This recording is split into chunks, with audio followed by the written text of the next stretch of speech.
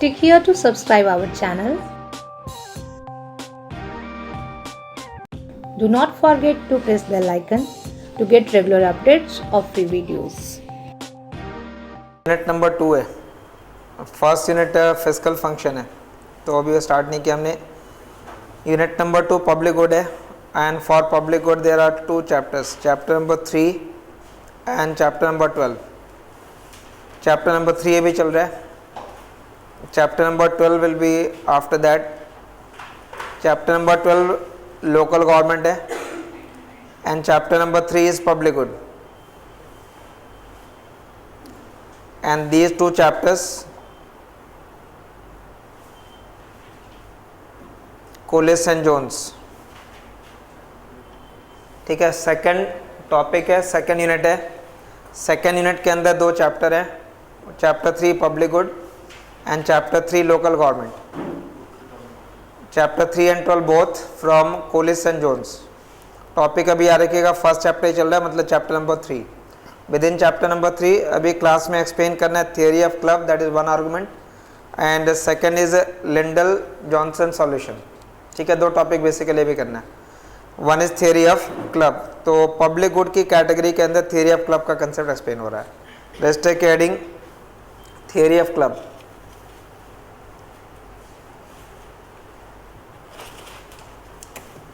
ठीक है, important question में मार्क कर लेंगे।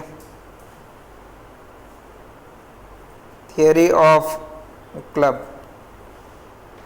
कंटेक्स्ट एक्चुअल में आप पहले ये समझना कि जितने भी गुड्स हैं अलग अलग, some are pure private good, some are pure public good and some are quasi public good, मतलब पार्टली पब्लिक है और पार्टली प्राइवेट है।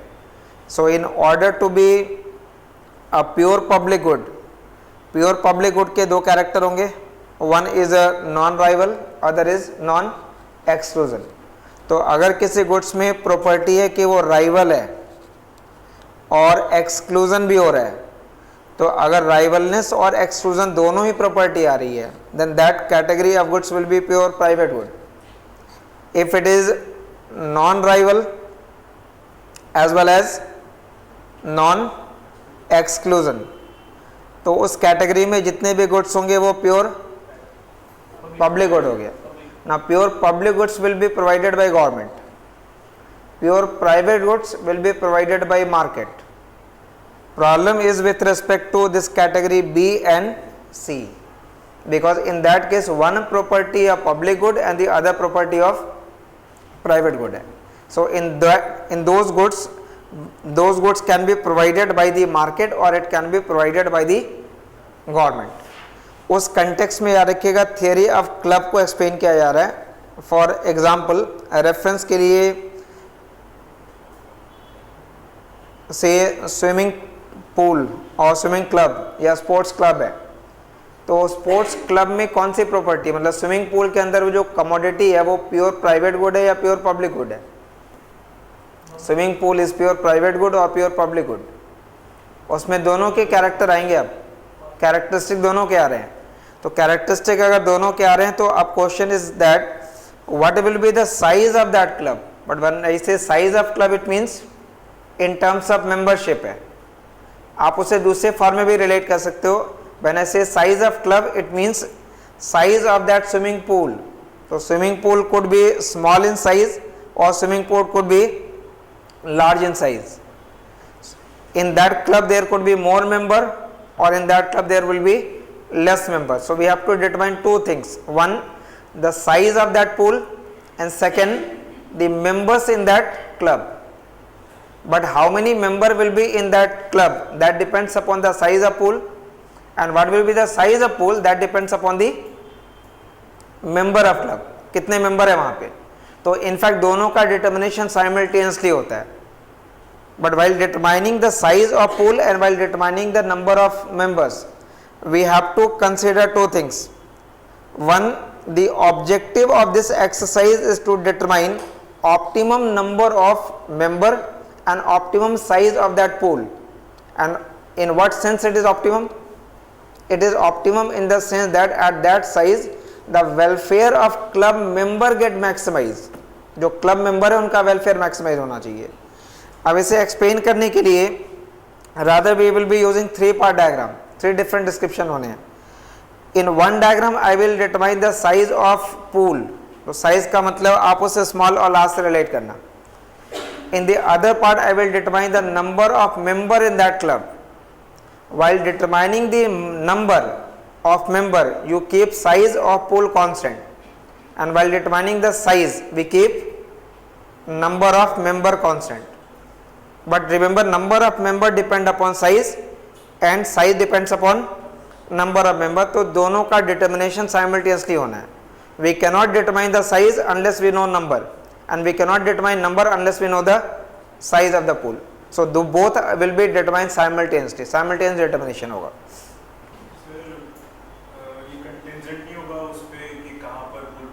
ऑब्वियसली कंटिजेंट होगा. उसी कंटेस्ट में आपको जब कहाँ पे पोल बन रहा है वो भी इंपॉर्टेंट है, बट यहाँ पे हम जब डिटरमाइन कर रहे हैं तो हमारे लिए वेरिएबल क्या इंपॉर्टेंट है वो देखना है. वेरिएबल डिटरमाइन करते समय we have to determine what. One is size and the other is number of person, that is number of member. Member के लिए एन लिख रहा हूँ, साइज के लिए यहाँ क्यों लिखा है. क्वांटिटी का मतलब यहाँ पे क्या रिलेट करना है आपको.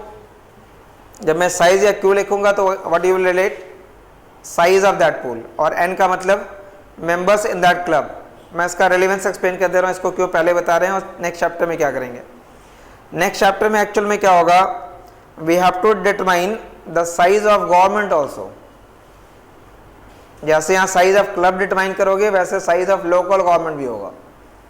अब local government in the sense, if I say local government in the context of MCD. अब इस एमसीडी को भी आपने 3 डिफरेंट पार्ट में डिवाइड कर दिया. नॉर्थ का अलग हो गया, साउथ का अलग हो गया, वेस्ट का अलग हो गया, ईस्ट का अलग हो गया. वाई नॉट 5,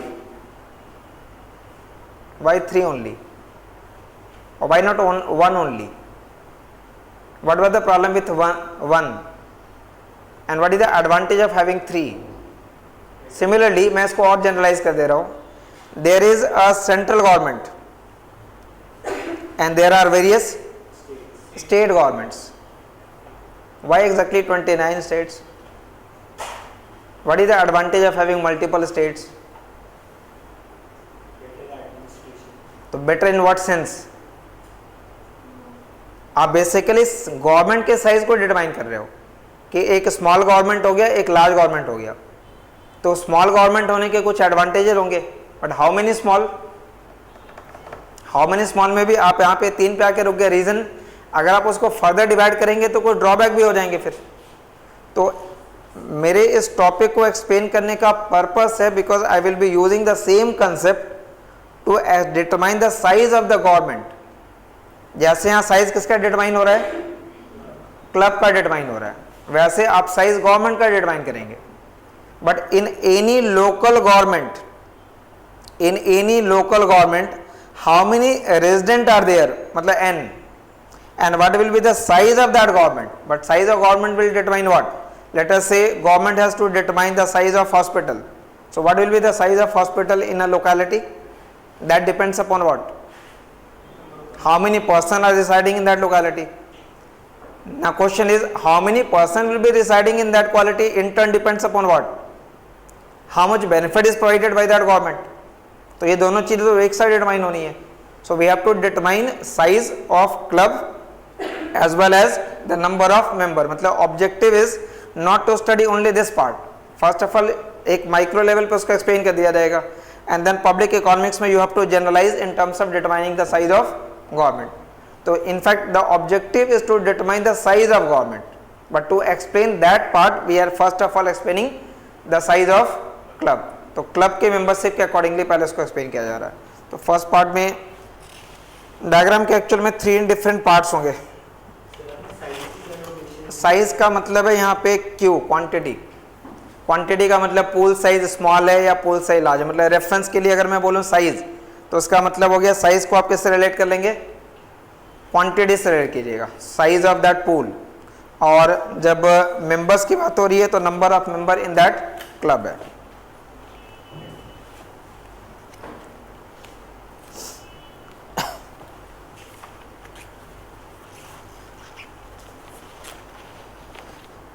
ये 3 डिफरेंट पार्ट आप स्टेप फुल पेज लेना जहाँ भी आप लिख रहे हो। Full page in the sense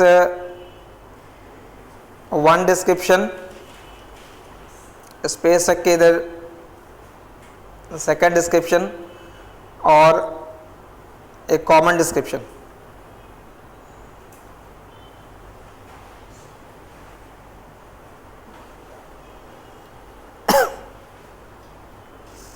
इधर एक्सेस पे लिखेंगे number of club members, denote कर लेना इसको एन से। और राइट साइड क्वांटिटी है, बट क्वांटिटी का मतलब साइज है, size of that pool. While determining n, you will keep quantity constant, and while determining quantity, you will keep n constant. Vertical axis पे total cost and total benefit per person, total cost and total benefit per person. इधर भी लिखिएगा total cost and total benefit per person, मतलब number of members से उसको divide करके लिखेंगे, number of members से डिवाइड करके लिखा जाएगा।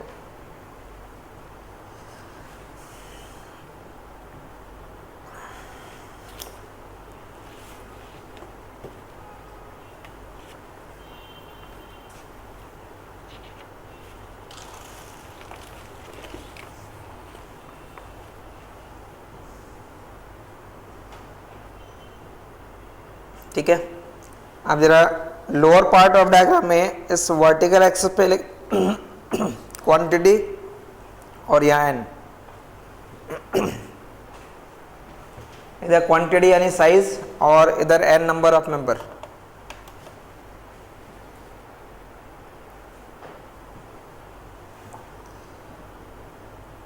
ध्यान देना जरा। While determining this n, we have to keep q constant, और q का मतलब size of that pool. So if I say size of that pool is small, तो एक small pool size है, तो इस small pool size को provide करने में एक particular cost आएगा। Now as number of club member increases, the per unit cost will, एक पर्टिकुलर साइज हमने ले लिया तो एक फिक्स कॉस्ट आ गया। जैसे जैसे नंबर ऑफ मेंबर क्लब में बढ़ते जाएंगे पर यूनिट कॉस्ट कम होता रहेगा। तो पर यूनिट कॉस्ट के कम होने का मतलब है this cost line will be negatively slope. ये कॉस्ट की लाइन है व्हेन कैपेसिटी इज लो या स्मॉल से अगर आप रिलेट कर रहे हो तो सी एस लिख दिया मैंने। ये कॉस्ट है पर पर्सन।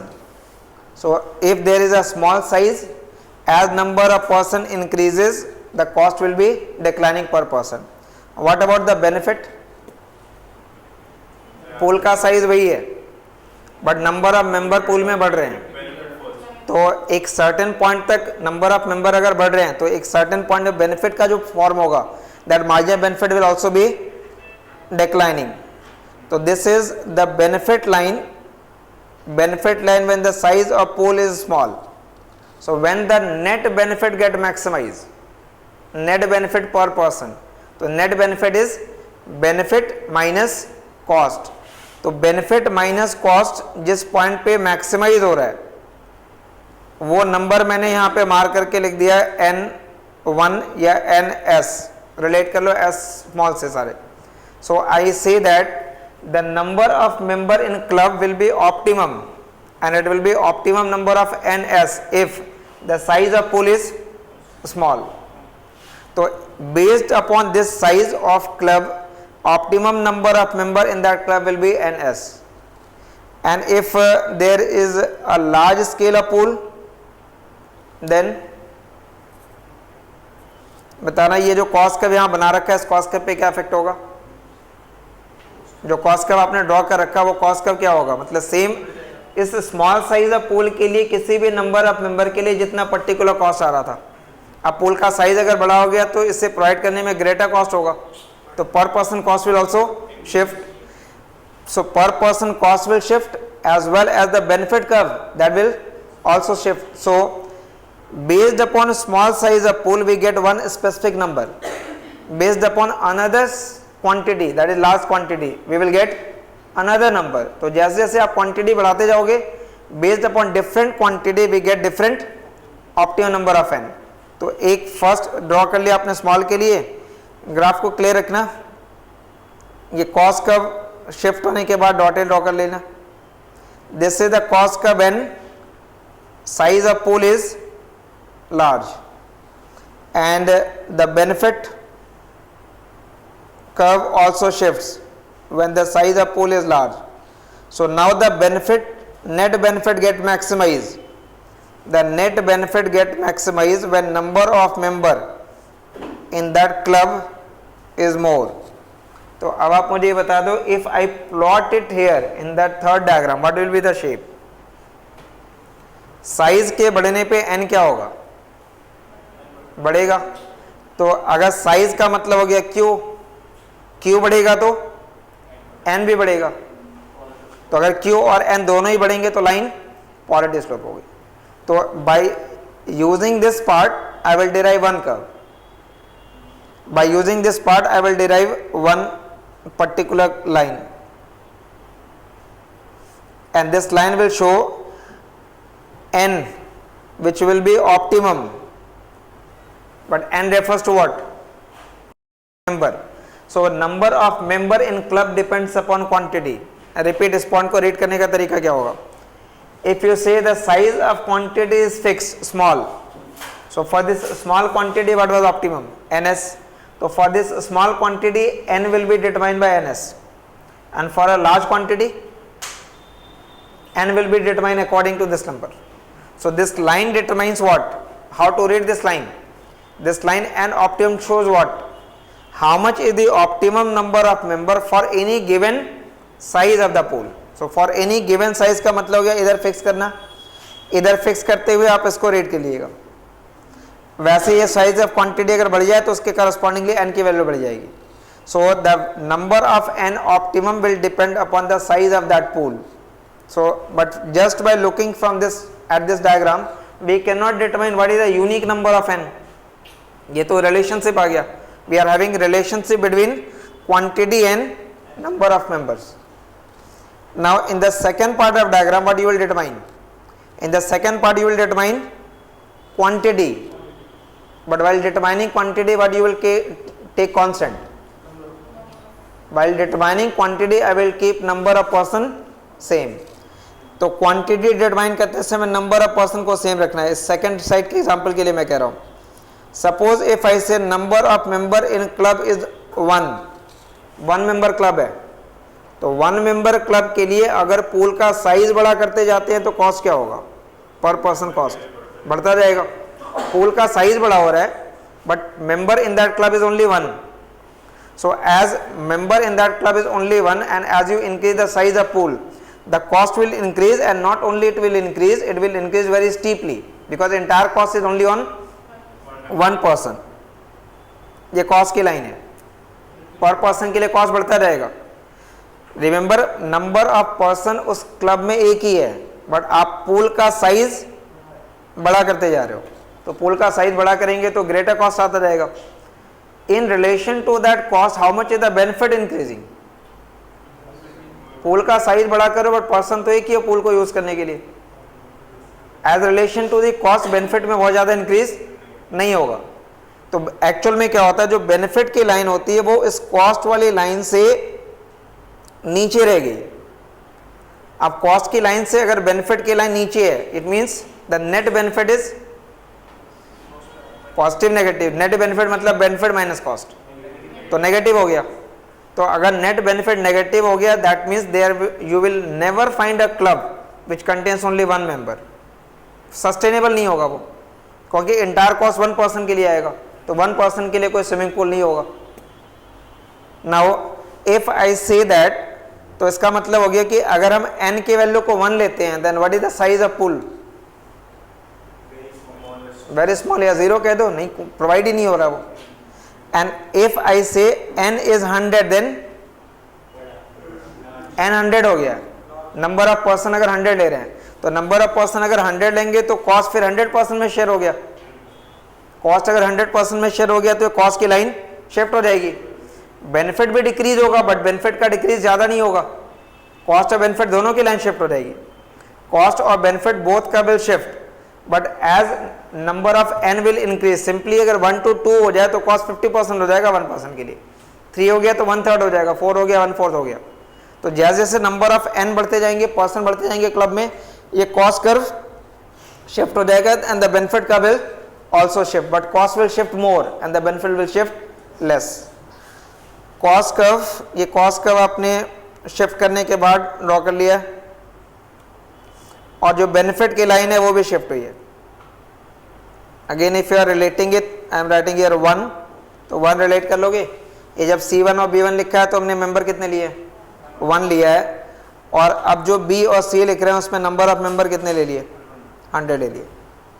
तो 100 अगर ले रहे हैं तो इस जहां पे गैप मैक्सिमाइज होगा that will determine what? Now what you are writing on axes? So that will determine optimum size of pool, quantity. So you say that if n is 1, the q is 0. If n is 100, q is a positive value, which means as n increases, quantity will also increase. तो अगर n बढ़ेगा तो quantity भी बढ़ेगी. So again what is the relation now? n बढ़ेगा तो quantity भी बढ़ेगी. तो फिर से relationship क्या आ जाएगा? That means the value of q depend upon n and n depend upon q. So both will be determined simultaneously. दोनों का determination simultaneously होना है. And we will have a stable equilibrium. We have a stable equilibrium when n optimum line will be steeper than q optimum line, and their intersection will determine optimum number of n as well as optimum number of or size of quantity. The size of government or the size of pool depend upon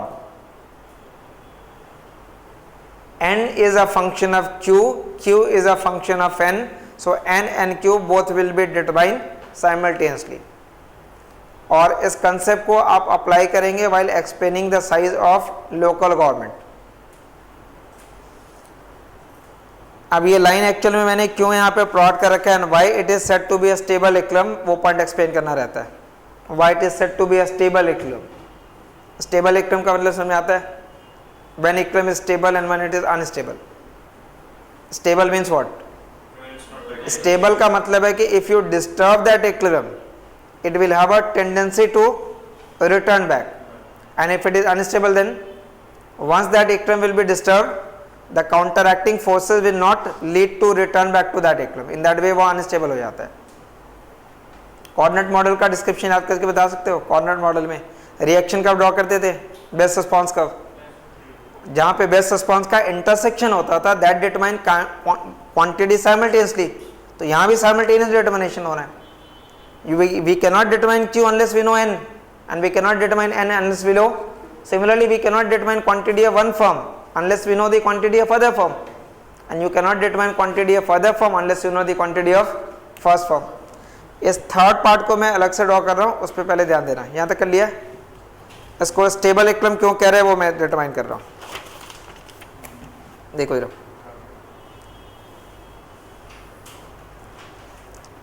steeper जो line बनाई थी वो an optimum की. इसको read करने का तरीका पता है? How to read this? इसको रीड आप करोगे for any given quantity what is optimum N, वो डिटरमाइन करना है. मतलब you have to, in order to read it you have to fix quantity first. For this quantity this optimum, for this quantity this will be optimum. And how to read this line? ये quantity optimum का, इसको कैसे read करेंगे? For given N ये optimum quantity है, for given N ये optimum quantity है. इनके इंटरसेक्शन से n and q both get determined. Now if I say the number of member in that club is less than optimum, अब जरा यहां से एक्सप्लेन करना स्टार्ट करो। ऑप्टिमम नंबर n स्टार है, बट मैं कह रहा हूं कि नंबर ऑफ मेंबर जो क्लब में है वो ऑप्टिमम से कम है। So what will be the outcome then? For this many number of member what is the optimum size of pool? For this many member what is the optimum size of pool? Size means quantity here. So q optimum यहाँ से determine होगा. So for this number of n, if you keep n constant, you determine q, and when you fix q constant, you determine n. So for this number of n, you determine quantity which is optimum. So for less number of member, less than the optimum, the size of pool will also be small. तो ये value हो जाएगी q1.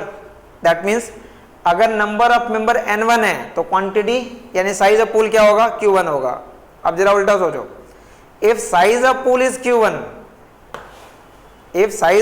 q1, then what is optimum number of member? If size of q1 हो गया तो अब इसको fix कर दिया मैंने यहाँ पे.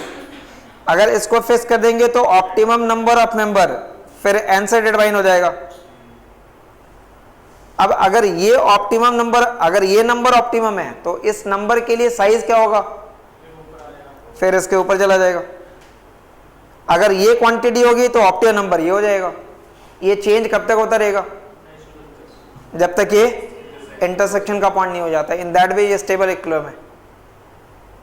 सो in order to explain equilibrium, what is expected from you in paper is that explain a disequilibrium point.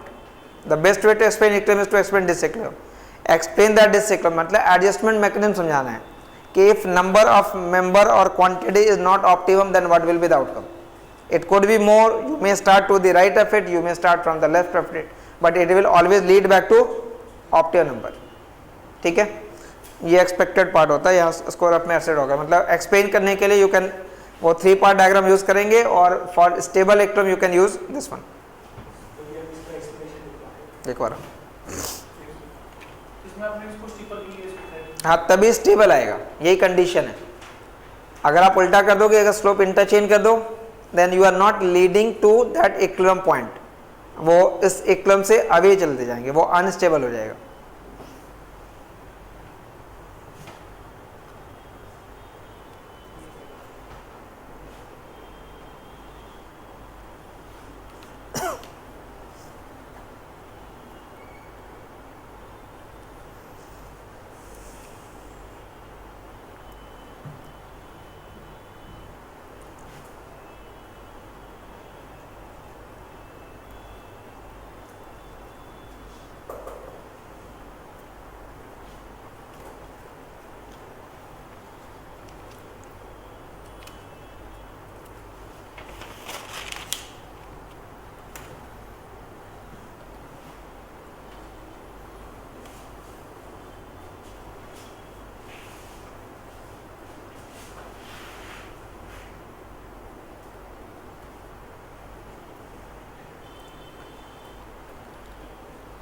ठीक है, शॉर्ट क्वेश्चन के लिए एक्चुअल में होता है 6 नंबर का, 7 नंबर का इस फॉर्म का क्वेश्चन मिल जाएगा.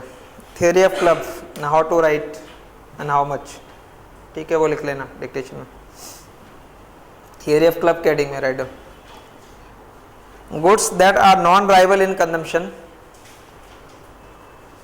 Goods that are non rival in consumption,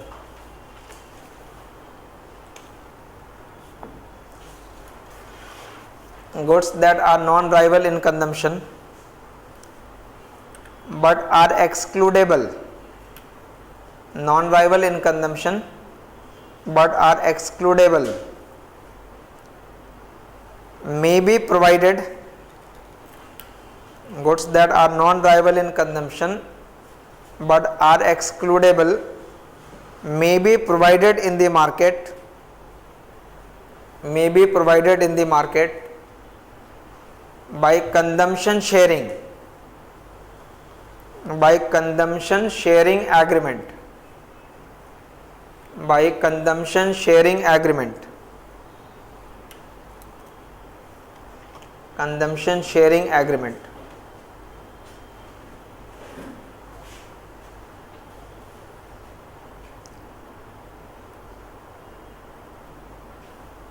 book Buchanan, Buchanan.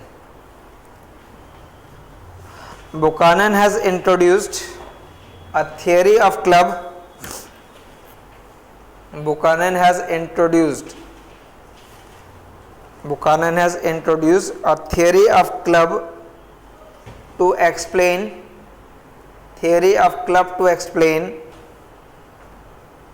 the condition for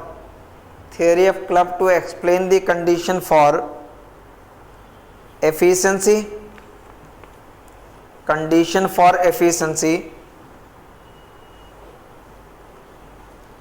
in the provision of such good.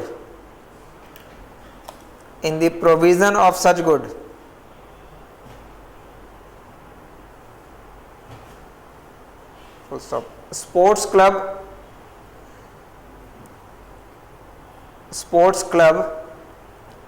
provides goods that are non-rival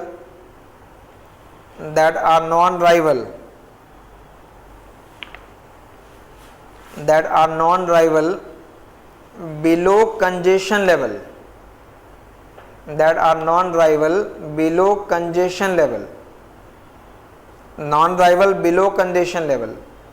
इसका मतलब है कि वो नॉन राइवल है but only up to capacity. अगर इस pool size की capacity है 10% के लिए तो अप टू 10 वो नॉन राइवल होगा, but after 10 it will become a rival. Next paragraph में, to determine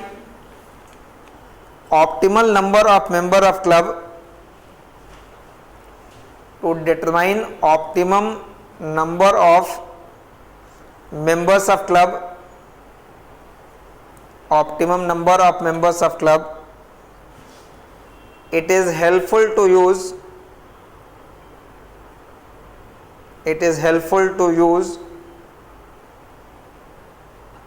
above diagram.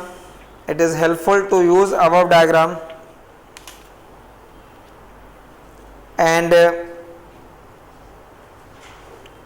while determining efficiency condition,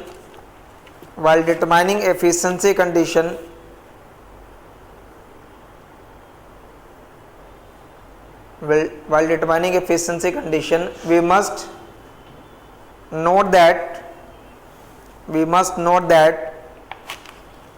the objective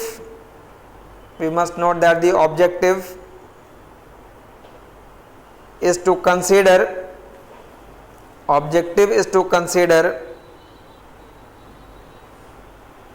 optimal provision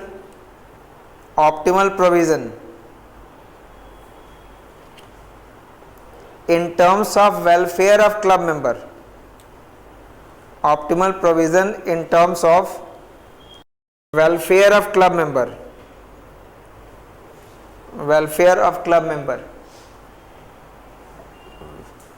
next paragraph में, in part A of diagram, ये part A right side, part B and last one part C. In part A of diagram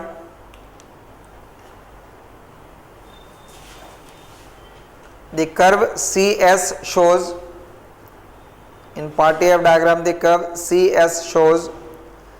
average cost per member. This line, average cost per member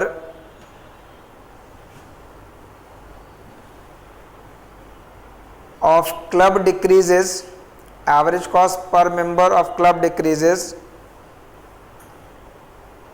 as number of member in club increases.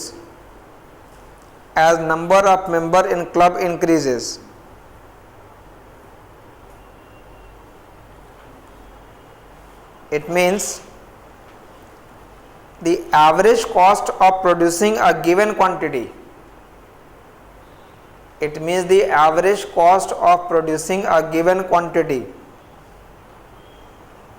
Average cost of producing a given quantity will decrease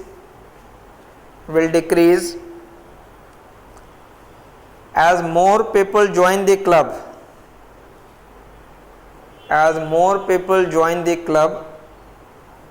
and share the cost. As more people join the club and share the cost.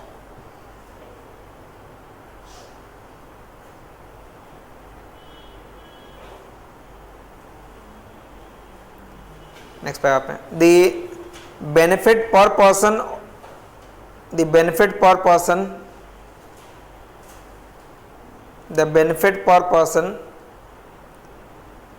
of a swimming pool will also vary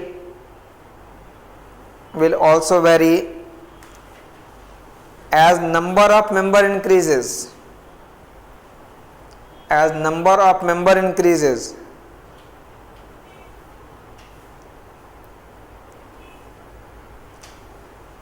Initially it may increase,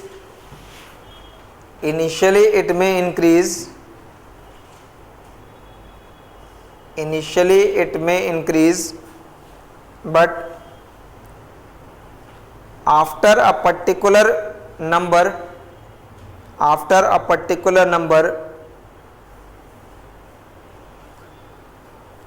there will be congestion. After a particular number there will be congestion and benefit per person decreases.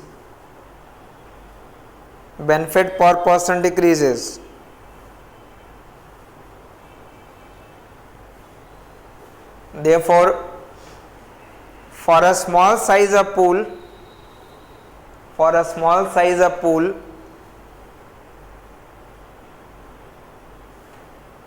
optimum number of membership,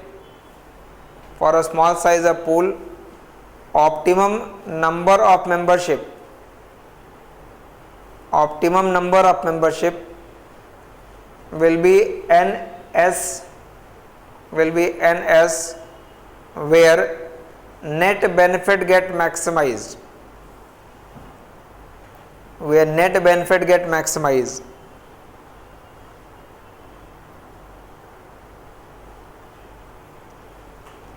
However, if size of swimming pool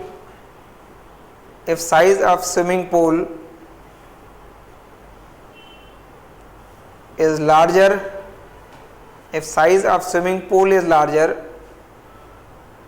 then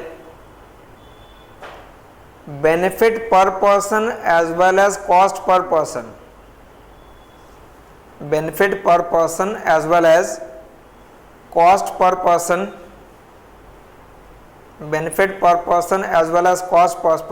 person will shift rightward,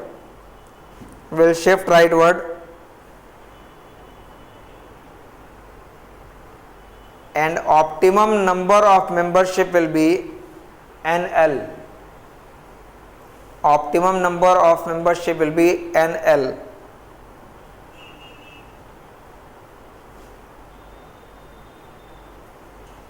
Optimum number of membership will be NL. Total average ही लिया, per person लिखा है तो average हो गया ना.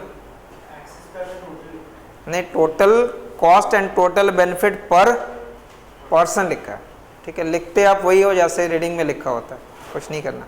ठीक है, मतलब try to be as close. अपनी तरफ से लिख सकते हैं. यहाँ सीधा क्या लिख सकता हूँ मैं, average cost and average benefit, एक ही बात. ये एवरेज कॉस्ट एवरेज बेनिफिट है. Therefore, for any given quantity of good,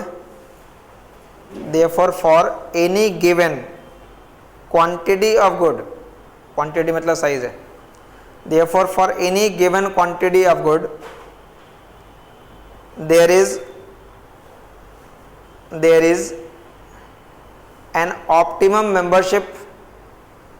There is an optimum membership,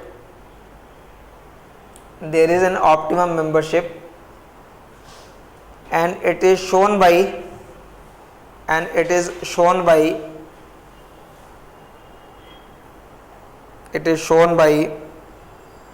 line N optimum.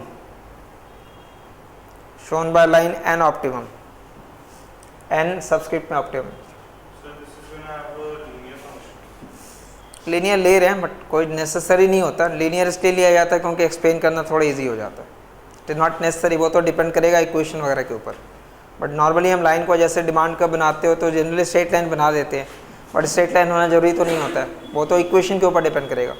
Generally linear नहीं होता है, बट लीनियर क्यों लेते हैं, फिर पढ़ते समय ग्राफिकल डिस्क्रिप्शन थोड़ा ईजी हो जाता है फॉर दैट पर्पज। हाँ, नेक्स्ट पैराग्राफ में मतलब आप पहले डिस्क्रिप्शन दोगे इस एन ऑप्टिमम के लिए, आप किसके लिए डिस्क्रिप्शन देना है, क्वांटिटी के लिए, बट क्वांटिटी की बात करेंगे तो क्या कांस्टेंट रखना है, एन कांस्टेंट रखना है। नेक्स्ट पैराग्राफ में in part B of diagram, in part B of diagram we begin by assuming that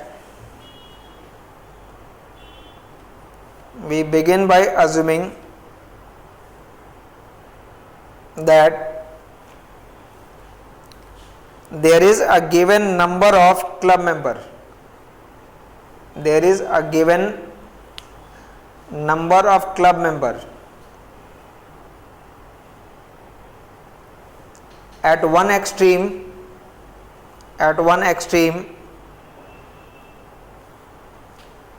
a swimming pool may be at one extreme, a swimming pool may be privately used,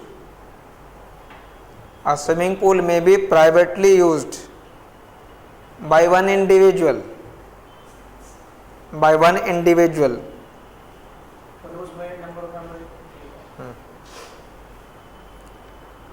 In that case,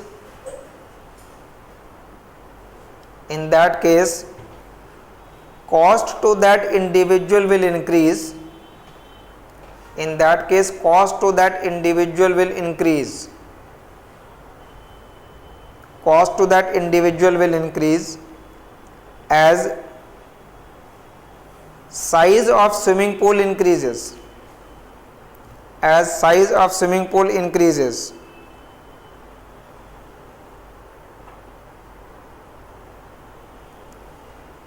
But as compared to that cost,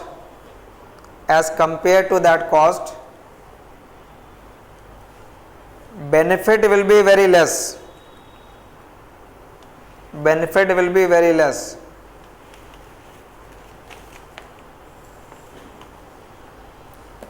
Since cost exceeds benefit,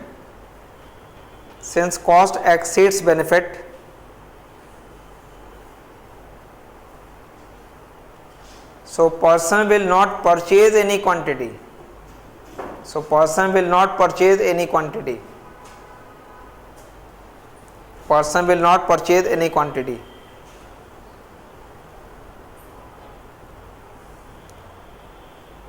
However, if a group of individual,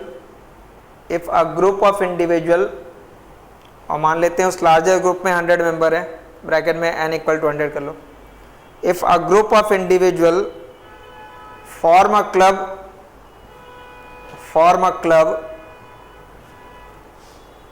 then cost per person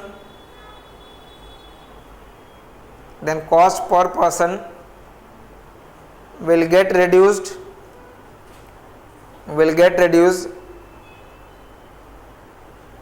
while benefit per person would not fall as much, because it is non-rival, in consumption.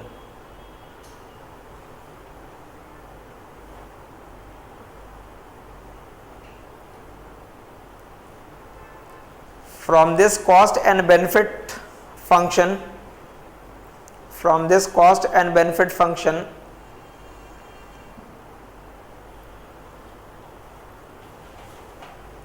we can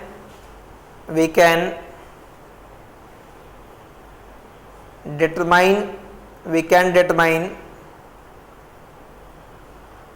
optimum quantity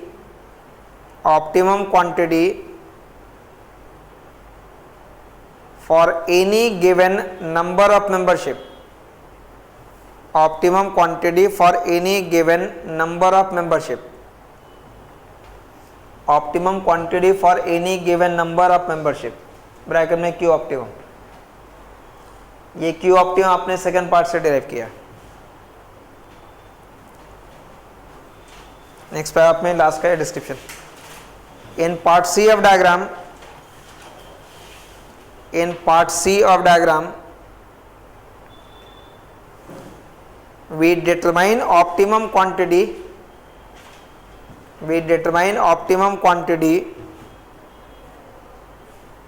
And optimum membership. We determine optimum quantity and optimum membership simultaneously. Optimum quantity and optimum membership simultaneously.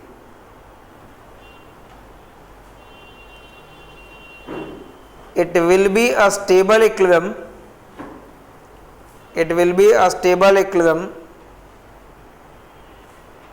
When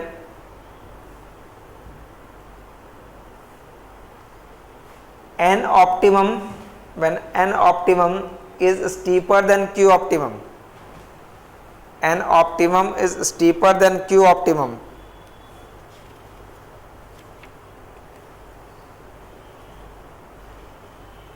Full stop. It is stable equilibrium because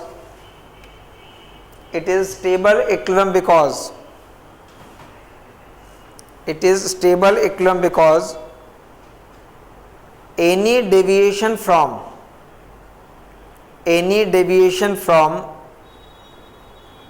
equilibrium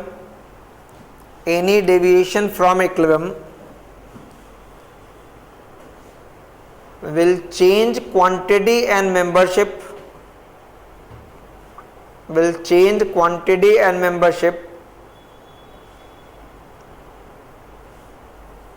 in such a way that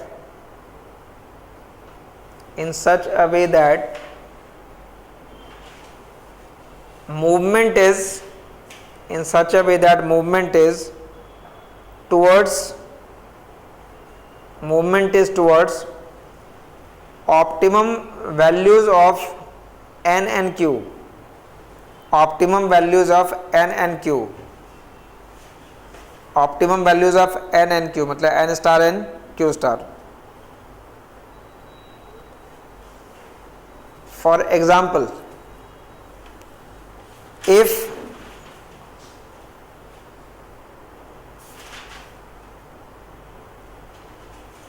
number of member is n1,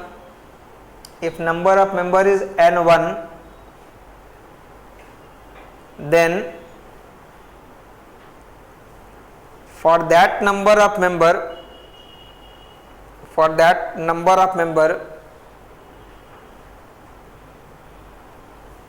optimum quantity will be q1.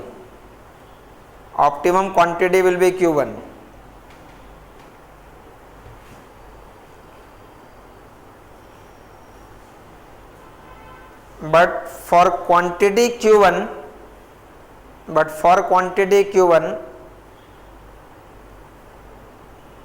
optimum number of member will be n2.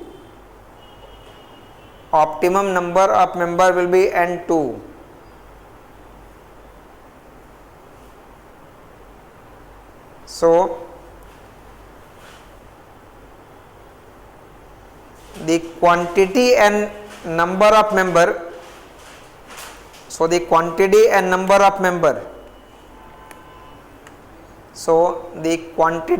मतलब size and number of member will continue to change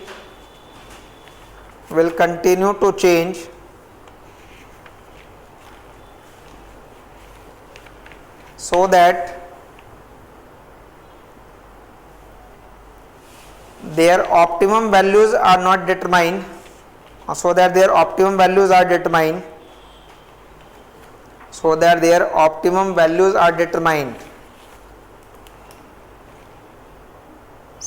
simultaneously. Optimum values are determined simultaneously by the intersection of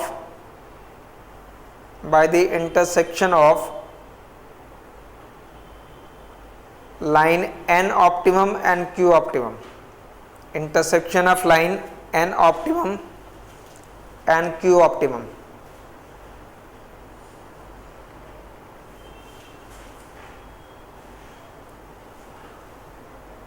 ठीक है, तो इस form का description actual में आपको वो graphical explain करना है। रिमेंबर अप्रोच पब्लिक इकोनॉमिक्स में ज़्यादातर अब ये है ग्राफ का ज़्यादा यूज़ करना है और ग्राफिकली वो डिस्क्रिप्शन ज़्यादा आपको अप्लाई करना है। मतलब ये कैलकुलेट करने को नहीं आ रहा कि एन और क्यू की वैल्यू कैलकुलेट करो, आप कैलकुलेशन वाला टॉपिक नहीं है।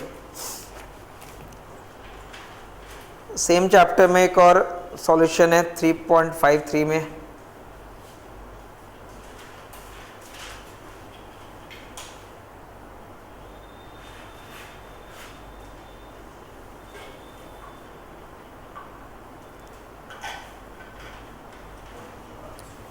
Lindell Johansson solution, लिंडाल solution.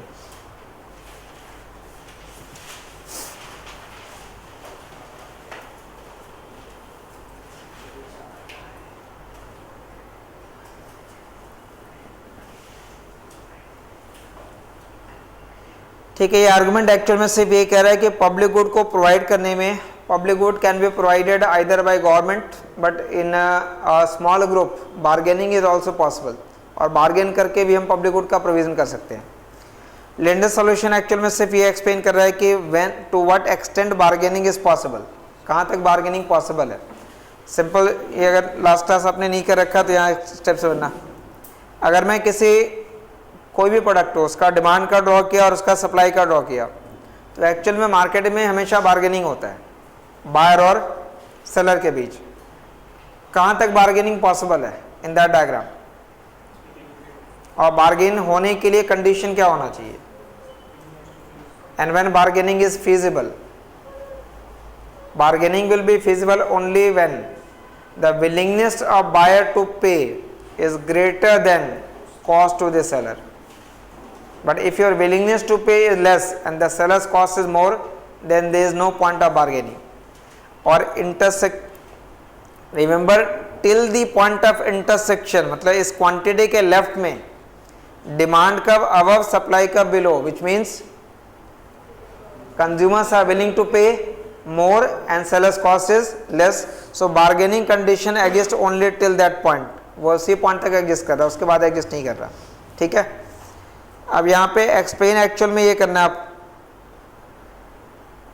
If I right here public good और वर्टिकल एक्सेस पे प्राइवेट गुड ले रहे हैं, और मैंने पर्सन ए का बजट कंस्ट्रेंट ड्रॉ किया है, पर्सन ए का बजट कंस्ट्रेंट है, on that budget constraint you can always determine optimum assuming convex preferences. So public good की क्वांटिटी और प्राइवेट गुड की क्वांटिटी आ जाएगी। Now generally public goods are not sold in the market, so if they are not sold in the market government provides it, but if government is providing those public good then in what way government will finance it, what is the price of such good, public good का price क्या हुआ, जो good government की तरफ से हमें मिल रहा है उसका प्राइस क्या है। एक तरीके से आप कह सकते हो कि टैक्स के फॉर्म में हम पे कर रहे हैं। तो if you apply that budget line equation, तो आप बजट लाइन में क्या लिखते थे, P1 x1 plus P2 x2 equal to m। तो P1 x1 तो x जो पब्लिक गुड है उसका प्राइस टैक्स के फॉर्म में हो जाएगा। So if I say that the share of tax on person A is h and the share of tax on person B will be that remaining 1 minus h. So if the price of public good decreases, price of public good अगर decrease होता है तो ये line flatter हो जाएगी। Remaining मतलब जो public good का एक सर्टेन कॉस्ट हो गया, उस कॉस्ट का लेटर से 20% एक के ऊपर जा रहा है, तो रिमेनिंग 80% उसके पास चला है। मतलब मैं शेयर को परसेंटेज में कह रहा हूँ, जो टैक्स है, you require a tax of से 1 to finance that public good. हाँ, उस फॉर्म में, मतलब जब आप उसको रेशियो के फॉर्म में कंपेयर कर रहे हो, मतलब परसेंटेज के टर्म में कंसिडर कर रहे हैं, तो उसको बेस्ट एग्जांपल क्या होता है, जब मैं कोई कमोडिटी इक्वेशन लिखता हूँ तो क्या लिखता हूँ, P1 x1 plus P2 X2 equal to M कर लेते हैं। अब अगर किसी जगह प्राइस की जगह अगर सिंपली लिखा हो P1 या सिंपली मैं लिखो X1 plus P2 X2 is equal to M, तो अगर मैंने नहीं लिखा मतलब उसका प्राइस क्या ले लिया मैंने 1 ले लिया है, तो वो न्यूमरेटर हो गया। ठीक है, तो वो उस कंसेप्ट को यूज करते हुए बेसिकली अप्लाई करना है। This is one point, as price decreases there will be new optimal choice, further tax price कम हो जाएगा, फिर से नई लाइन बन जाएगी।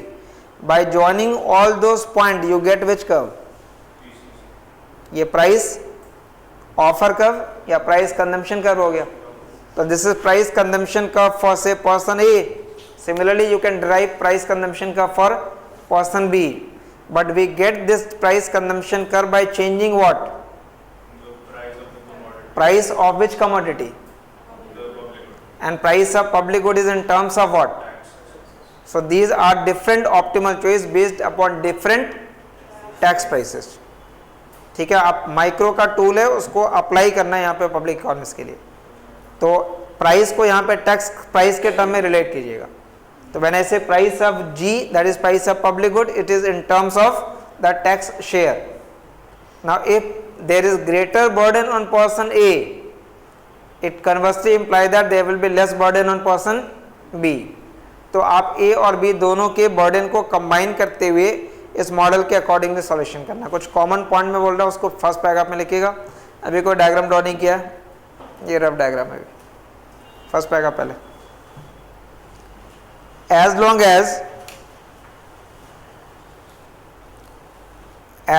as there are some gains, as long as there are some gains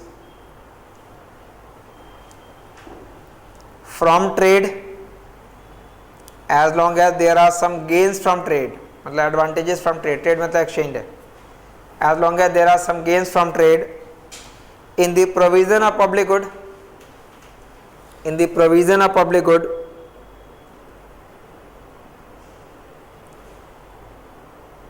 after comma, it can be expected that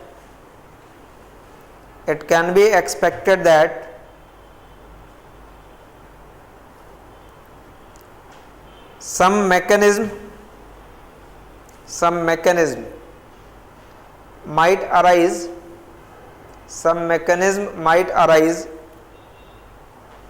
to secure some of the gains,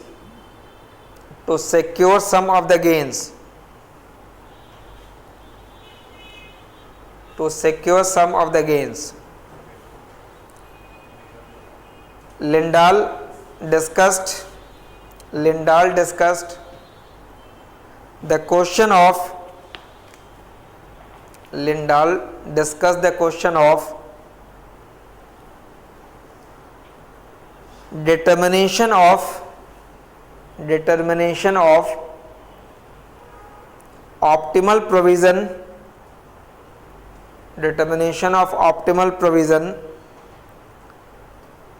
of public good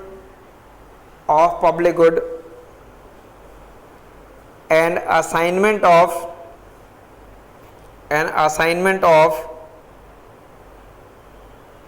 tax share,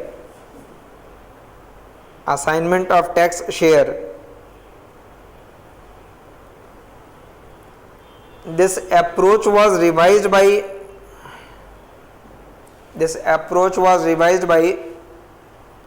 Johansson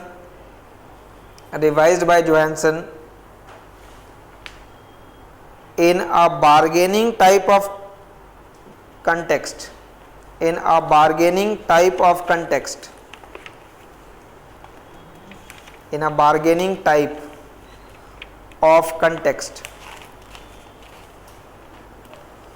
Next paragraph. Two individuals A and B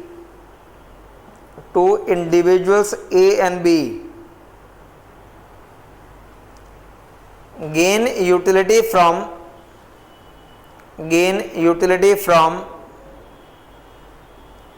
private good and public good,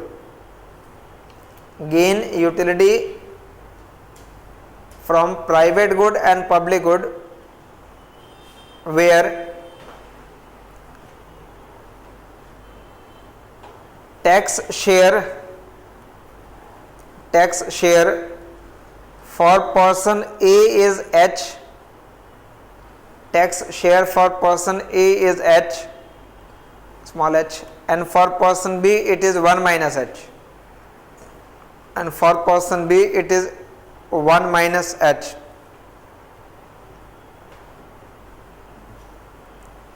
Next paragraph. With given total revenue divided between A and B, with given total revenue divided between A and B, with given total revenue divided between person A and person B, the budget constraint of individuals will be, the budget constraint of individuals will be, budget constraint of individuals will be person A के पास income है Y ए, और वो income वो private good पे खर्च कर रहा है प्लस पब्लिक गुड पे, तो पब्लिक गुड के लिए लिखेगा H इंटू जी। इस लाइन का मतलब हुआ हमने प्राइवेट गुड का प्राइस क्या ले लिया 1 और पब्लिक गुड का प्राइस क्या ले लिया H।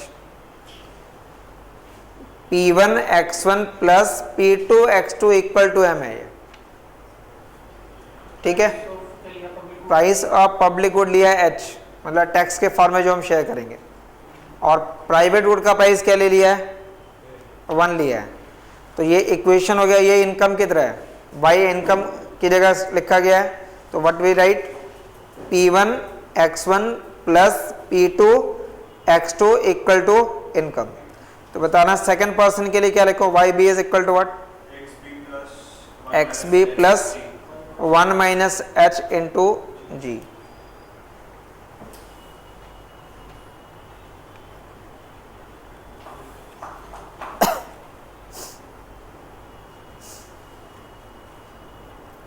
So that y is equal to Y A plus Y B total है, और Y A plus Y B is equal to what, इन दोनों को ऐड कर लेंगे तो क्या हो जाएगा एक्स ए प्लस एक्स बी प्लस,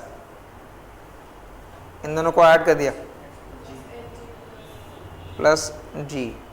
जी तो पब्लिक गुड है, वो कॉमन होगा दोनों के बीच, प्राइवेट कंजम्पशन उनका अलग अलग होगा, ये कंबाइंड बजट कंसेंट हो गया। ग्रेटर देन 1 कैसे हो सकता है,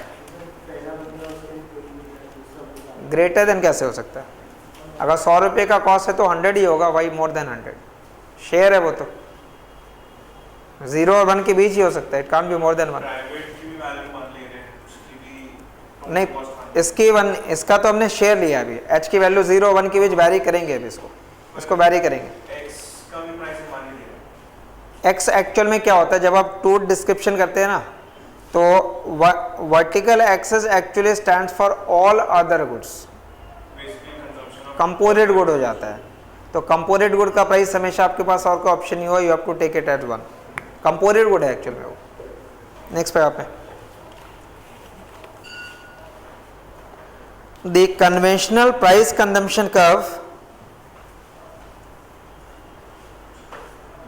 the conventional price consumption curve PCC, the conventional price consumption curve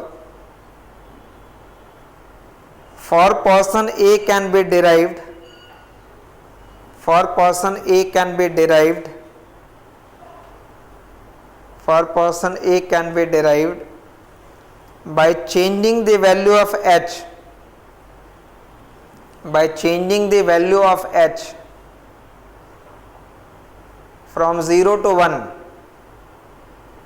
from 0 to 1. So sub as tax share decreases, as tax share decreases, as tax share decreases, the budget line gets flatter, the budget line gets flatter an optimal choice changes. Optimal choice changes. Optimal choice changes. In that new optimal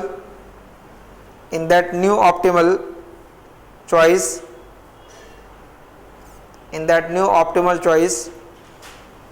there is more demand for public good. There is more demand for public good. There is more demand for public good, which means that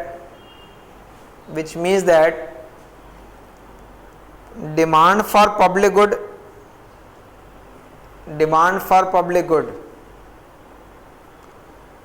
as a function of tax share, demand for public good as a function of tax share will be negatively sloped.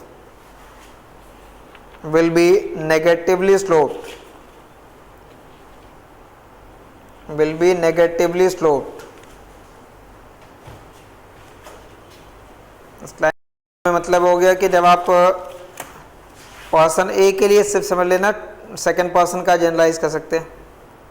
If you draw one budget constraint that will be based upon a given value of H, एक certain price होगा.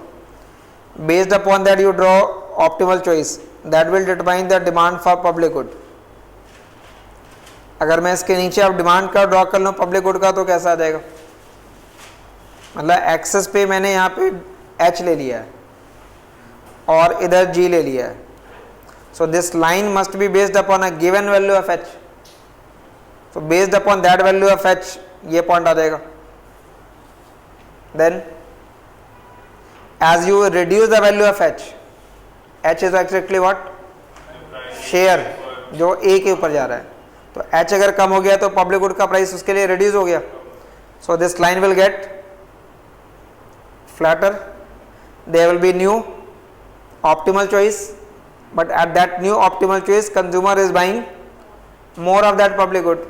So there is more demand for public good based upon a lower value of h. Example के लिए letter से अगर ये 0.8 लिखा था, ये 0.7 लिखा था, तो ये नई वैल्यू आ जाएगी. ऊपर वाले डायग्राम को अगर आप ये कनेक्ट करते हैं देन यू गेट व्हाट, ये प्राइस कंजम्पशन कर्व है फॉर पर्सन ए, ठीक है. और लोअर वाले पार्ट को ड्रॉ करेंगे तो एक्चुअल में वो डिमांड का बन जाएगा पर्सन ए के लिए, बट वो डिमांड का फॉर पब्लिक गुड होगा at different tax prices, because these are different tax prices. तो रीडिंग ने क्या कर रखा है, इन दोनों पॉइंट को कनेक्ट करके भी पीसीसी बोला हुआ है, बट एक्चुअल में है क्या, वो डिमांड कर रहा है. बट आप प्लॉट करना तो जैसे रीडिंग में बना हुआ ऐसे समझा दीजिएगा, ठीक है. मतलब आपने एक्चुअल में इन दोनों को ज्वाइन करूंगा तो बोलना क्या चाहिए उस लाइन को, but we derive that demand curve from price consumption curve. तो ये लाइन एक्चुअल में डाउनवर्ड इधर बन रही है. तो ये प्राइस कंजम्पशन कर्व ए का है based upon different value of H, but effectively it is demand for public good by person A based upon different values of H.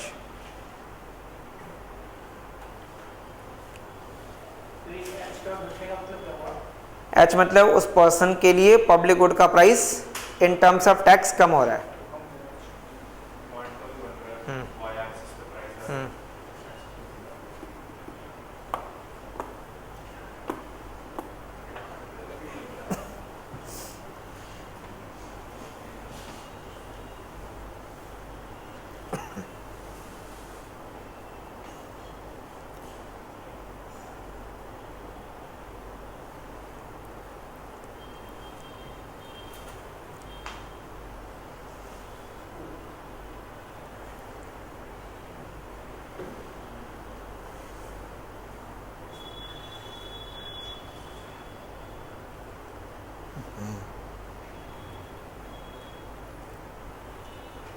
Done.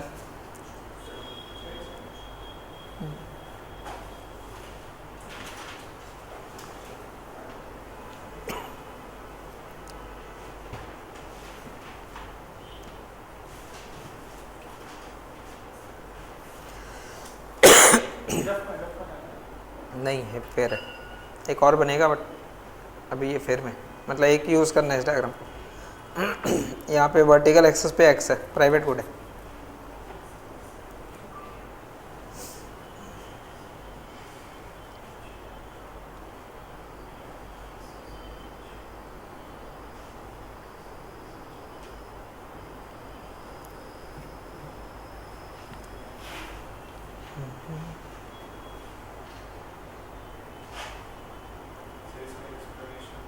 इसको नहीं समझाना, बट आपके let utility function be, let utility function be person A का utility function ये लिखेंगे, person B का function लिखा गया। They derive utility from their private consumption and from their public good consumption. Let utility function B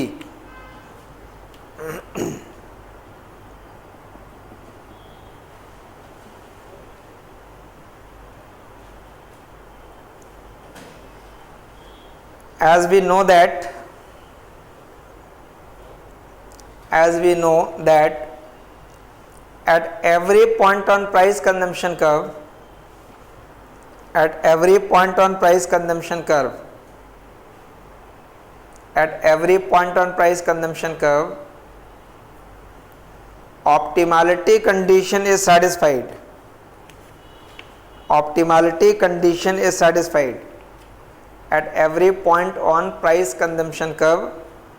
Optimality condition is satisfied. तो इस point का condition लिख सकते हैं। टेंजेंसी पॉइंट के लिए कंडीशन क्या आएगा? जैसे ए का बनेगा वैसे बी का होगा। What is the condition which is satisfied at this point? Budget line and difference curve पे टेंजेंट है, so what you will write? MRS equal to what? Slope of budget line. MRS equal to slope of budget line. What is slope of budget line here? इस line का slope बताना, budget line का। Normally slope of budget line is P1 by P2. P1 मतलब इसका price, but public good का price है H, और second good का प्राइस क्या ले रहे हैं? 1 ले रहे हैं। ठीक है, फर्स्ट पर्सन के लिए वो 1 माइनस H, सेकेंड पर्सन के लिए पब्लिक गुड का प्राइस होगा। तो MRS equal to what? H हो जाएगा। और हाउ टू फाइंड MRS? इस लेवल पे बस समझाना नहीं आपको, वो बस यूज करना जो माइक्रो मैक्रो इतने समय से पढ़ा है उसको अप्लाई कर देना। Marginal utility of G upon marginal utility of x, and how to get marginal utility? Differentiate करेंगे इस फंक्शन को विथ रिस्पेक्ट टू g। तो आप जैसे मर्जी जितने और फॉर्म में लिखना चाहो ऐसे लिखते जाते। तो मार्जिनल यूटिलिटी का जो रेशियो होगा that is equated to h। ये पर्सन ए के लिए हो गया। Similarly for person B, similarly for person B, similarly for person B, ये MRS फॉर पर्सन बी ये ऊपर लिख देंगे ए के लिए, will be equal to 1 minus H, which means marginal utility of public good upon marginal utility of private good for person B is equal to 1 minus H।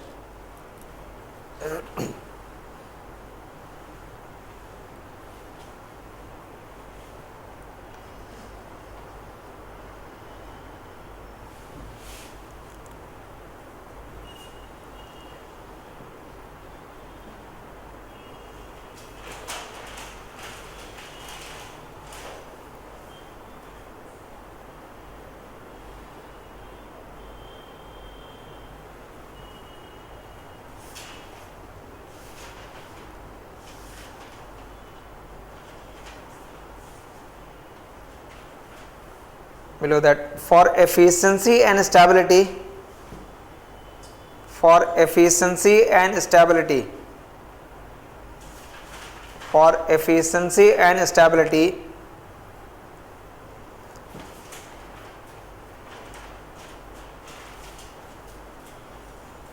tax share is determined by, tax share is determined by tax share is determined by intersection of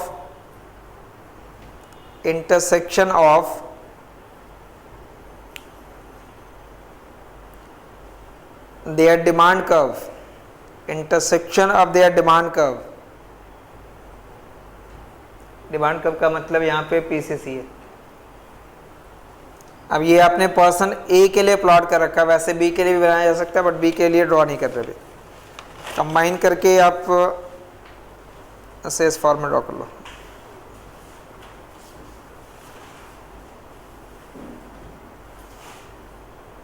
यहाँ पे h की value लिखिएगा, तो ये both के लिए अब rate करना है। फॉर पर्सन ए के लिए मैं इसे 1 और यहाँ पे h 0 रेट कर रहा हूँ। h की वैल्यू यहाँ 1 है और इधर h की वैल्यू 0 है। तो सेकंड पर्सन के लिए कैसे रेट करना है? फॉर पर्सन बी अगर h 1 कह रहे हैं तो ऑब्वियसली 1 माइनस h 0 हो गया। तो सेकंड पर्सन का जो शेयर है वो 1 माइनस h है, तो उसके लिए 1 माइनस h की वैल्यू यहाँ 0 हो जाएगी। और h अगर 0 है तो इस पॉइंट पे 1 माइनस h क्या हो जाएगा? 1 हो जाएगा। मतलब फर्स्ट पर्सन का टैक्स शेयर डाउनवर्ड आने पे कम होता जाएगा, बट अगर डाउनवर्ड आप आ रहे हो तो फर्स्ट के लिए घट रहा है और सेकंड के लिए बढ़ रहा है। सेकंड के लिए 0 to 1 जा रहे हैं इधर, और फर्स्ट के लिए 1 to 0 जा रहे हैं। ठीक है, तो फर्स्ट के लिए जो भी आपने कर्व ड्रॉ कर रखा है, ये लाइन एक्चुअल में डिमांड कर्व वाली लाइन थी पीसीसी ए के लिए। ठीक है, तो सेकंड के लिए कैसा बन जाएगा? उसके लिए भी नेगेटिव होगा, बट सेकंड के लिए 0 to 1 इधर जा रहा है, तो अपोजिट इन दैट फॉर्म। ये पीसीसी फॉर बी है, and their intersection determine the exact value of h। h हो गया तो 1 माइनस h भी डिटरमाइन हो गया।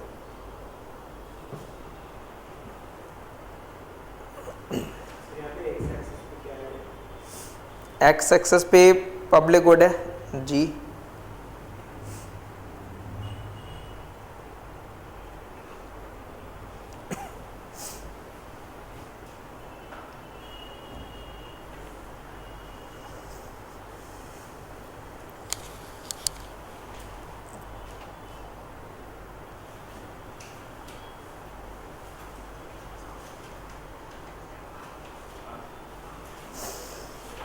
मतलब एक्चुअल में ये अलग अलग टैक्स प्राइसेस होंगे। मतलब जो भी लाइन बुक के अंदर क्या है ना, इसमें ये अलग अलग शेप यहाँ बने हुए। इसका मतलब एक्चुअल में है, बिकॉज ये बना रहे हैं पीसीसी, तो आप लाइन एक्चुअल में इंडिफरेंस का वाला फॉर्म है, बट ये जो हॉरिजेंटल लाइन है उस पर एक सर्टेन वैल्यू है। सर्टेन वैल्यू किसकी है? एच की है। तो एच की एक सर्टेन वैल्यू होगी, तो 1 माइनस एच की भी एक सर्टेन वैल्यू है।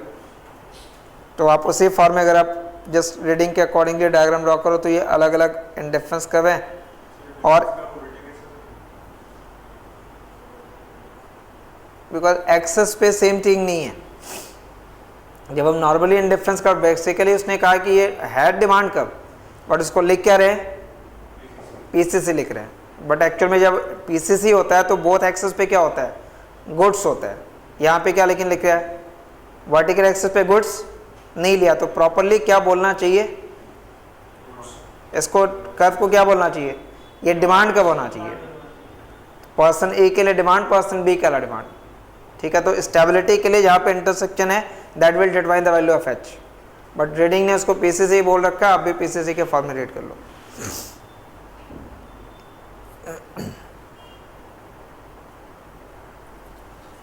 कंटिन्यू करना इसमें। The tax prices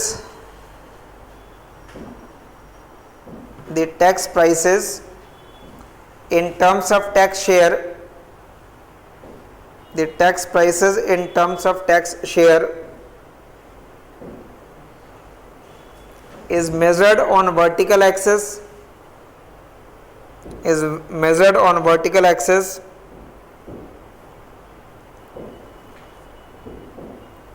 and based on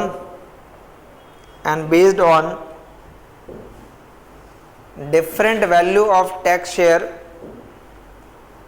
based on different value of tax share, based on different value of tax share, we get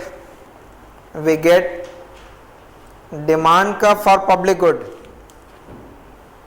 we get demand curve for public good.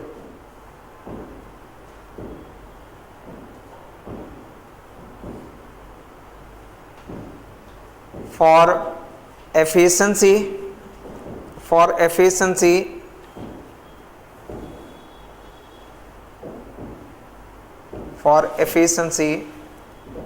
it is required that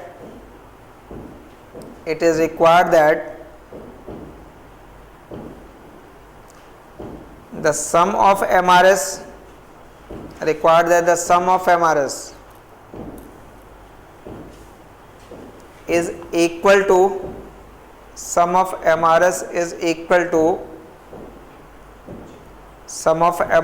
is equal to 1.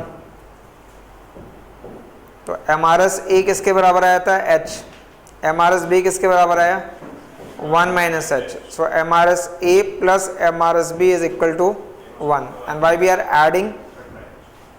Public goods में हमेशा add करके निकलेगा, private good में हम MRS A equal to MRS B बोलेंगे, but because ये non rival in consumption होता है, therefore you add the MRS, vertically demand function को ऐड किया जाता है. तो MRS A plus MRS B is equal to 1. However, last paragraph में, however, there is no obvious mechanism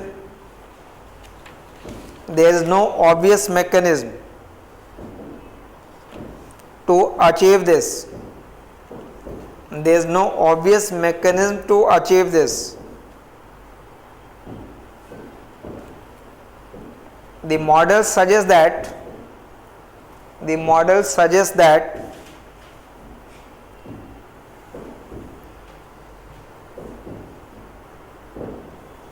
it might be possible to agree on. The model suggests that it might be possible to agree on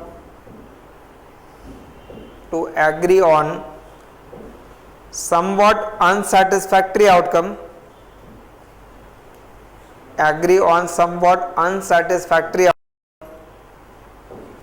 Unsatisfactory outcome, which means that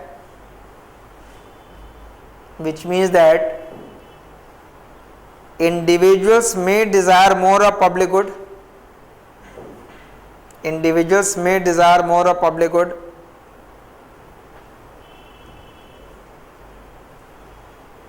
And he could be willing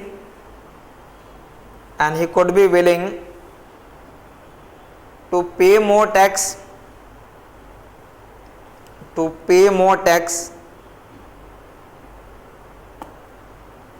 so that more quantity should be provided.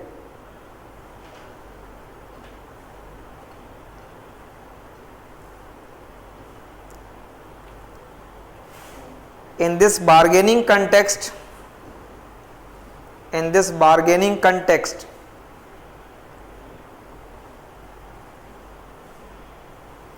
person A and B will be bargaining.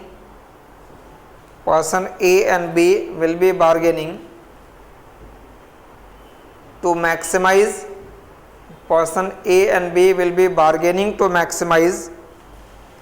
Their utility.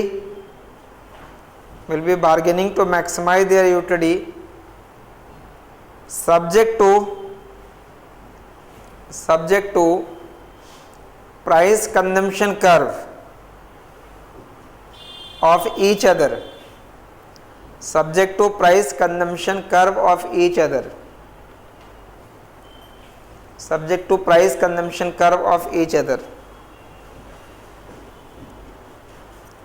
ठीक है, यहाँ पे ये chapter number 3 close कर दीजिएगा. Next class में chapter number 12 होगा. That chapter number 12 is local government, and in that chapter number 12 mainly आपको 2 चीज़ें एक्सप्लेन करनी है. पहला decentralisation theorem,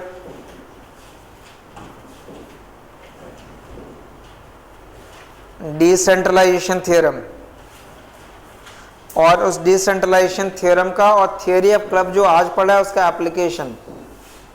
size of government determine करेंगे वहां पे, तो optimum size of local government, local government का ऑप्टिमम साइज क्या होगा।